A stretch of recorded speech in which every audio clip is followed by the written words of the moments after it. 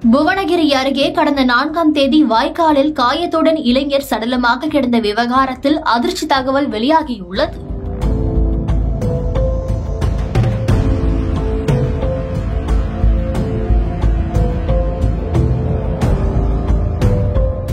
கடலூர் மாவட்டம் புவனகிரி அருகே மஞ்சக்கொள்ளை கிராமத்தில் உள்ள முரட்டுவாய்க்கால் பகுதியில் கடந்த மார்ச் 4ஆம் தேதி அன்று இளைஞர் சடலம் ஒன்று கிடப்பதாக மருதூர் காவல்துறையினருக்கு தகவல் தெரிவிக்கப்பட்டது.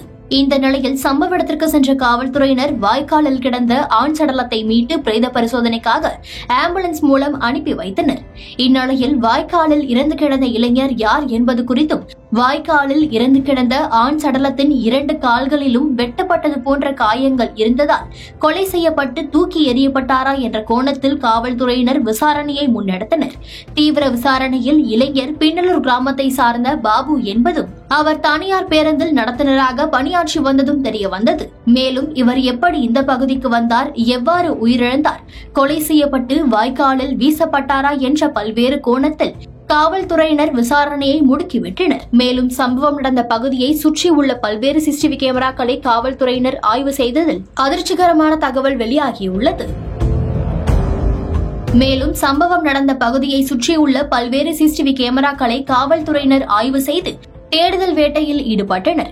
இந்த நிலையில் உயிரிழந்த பாபுவின் உறவினர்கள் அவர் காலில் வெட்டுக்காயம் உள்ளதாகவும் அவரை யாரோ கொன்று வாய்க்காலில் வீசிவிட்டனர் என்று கூறி உடனடியாக குற்றவாளிகளை கைது செய்ய வேண்டும் என வலியுறுத்தி சாலை மறியல் போராட்டத்தில் ஈடுபட முயன்ற கிராம மக்கள் மற்றும் உறவினர்களிடம் பேச்சுவார்த்தை நடத்திய சேத்தியாத்தோப்பு டிஎஸ்பி குற்றவாளிகளை விரைவில் கைது செய்வதாக உறுதியளித்த நிலையில் உறவினர்கள் கலைந்து சென்றனர். மேலும் சடலம் கிடந்த இடத்திற்கு சேத்தியாத்தோப்பு மற்றும் சிதம்பரம் டிஎஸ்பி உள்ளிட்ட காவலர்கள் நேரில் சென்று பார்வையிட்டு விசாரணை செய்ததுடன் கடலூரில் இருந்து மோப்பனாய் வரவழைக்கப்பட்டு விசாரணை தீவிரப்படுத்தப்பட்டது. கூடுதலாக தடயவியல் துறையினரும் விசாரணையை முன்னெடுத்தனர். சம்பவத்தன்று இரவு சுமார் 7 மணி அளவில் கடலூர் மாவட்ட காவல் கண்காணிப்பாளர் ஜெயக்குமார் சடலம் கிடந்த இடத்திற்கு நேரடியாக சென்று விசாரணை மேற்கொண்டார். காவல்துறையினருக்கு சம்பவம் நடைபெற்ற இடத்தில் எந்தவித தடயங்களும் கிடைக்காததால் என்ன செய்வது என்று தெரியாமல் திணறிய நிலையில் சம்பவம் நடைபெற்ற இடத்தை சுற்றியுள்ள பல்வேறு சிசிடிவி கேமராக்களை ஆய்வு செய்தனர். சிசிடிவி கேமராக்களை ஆய்வு செய்ததில் கடைசியாக உயிரிழந்த பாபு தனது 3 நண்பர்களுடன் சென்றது தெரிய வந்தது. இந்த நிலையில் ஒன்றும் தெரியாதது போல கிராம மக்களாக இருந்த செல்வகாந்தி, செல்வ கணபதி, பிரவீன் ஆகிய மூவரை பிடித்து புவனகிரி காவல்துறையினர் விசாரணையை மேற்கொண்டனர். அவர்களிடம் நடைபெற்ற கிடுக்குப்பிடி விசாரணையில் மூவரும் பகீர் தகவலை ஒப்புக்கொண்டுள்ளனர். சம்பவம் நடைபெற்ற 2 தினங்களுக்கு முன்பு செல்வகாந்தி, செல்வகணபதி, பிரவீன் ஆகிய மூவரும் மஞ்சக்கொள்ளை முரட்டுவாய்க்கால் பகுதியில் தனியாக இருந்த முதியவர் செல்வராஜ் அவர்களின் வீட்டிற்கு திருட சென்றுள்ளனர். வீட்டின் பூட்டை உடைத்து குத்துவிளக்கு, அன்னக்கூடை உள்ளிட்ட பல்வேறு பொருட்களை திருடி அதனை விற்று மது அருந்தியுள்ளனர். மறுநாள் 4ஆம் தேதி மீண்டும் தங்களது நண்பர் பாபுவையும் அழைத்துக் கொண்டு அதே வீட்டிற்கு செல்வகணபதி, செல்வகாந்தி, பிரவீன் உள்ளிட்டோர் திருடச் சென்றுள்ளனர். திருட சென்ற இடத்தில் வீட்டை சுற்றி அமைக்கப்பட்டிருந்த மின்வேலையில் சிக்கி பாபு உயிரிழந்த நிலையில் அதனை கண்டு அதிர்ச்சியடைந்த நண்பர்கள் மூவரும் அங்கிருந்து ஓட்டம் பிடித்துள்ளனர். ஊருக்குள் சென்று ஒன்றும் தெரியாதது போல 2 நாட்களாக சுற்றி வந்துள்ளனர்.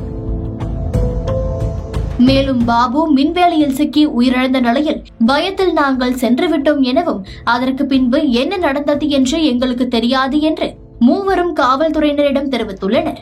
காவல்துறையினர் வீட்டின் உரிமையாளர் முதியவர் செல்வராஜ் அவரை அழைத்து வந்து காவல் நிலையத்தில் விசாரணை நடத்தியதில் அந்த முதியவர் மேலும் ஒரு ட்விஸ்ட் தகவலை தெரிவித்துள்ளார்.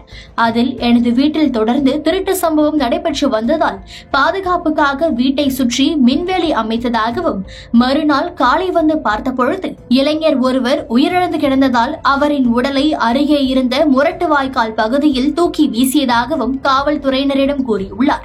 இந்த நிலையில் விவசாய பணி உட்பட எதற்கும் மின்வேலிகள் அமைக்கக்கூடாது என விதிகள் இருக்கும் நிலையில் அதனை மீறி மின்வேலி அமைத்ததால் இளைஞர் ஒருவர் உயிரிழந்த நிலையில் வீட்டின் உரிமையாளர் முதியவர் செல்வராஜை புவனகிரி காவல்துறையினர் கைது செய்து சிறையில் அடைத்தனர்.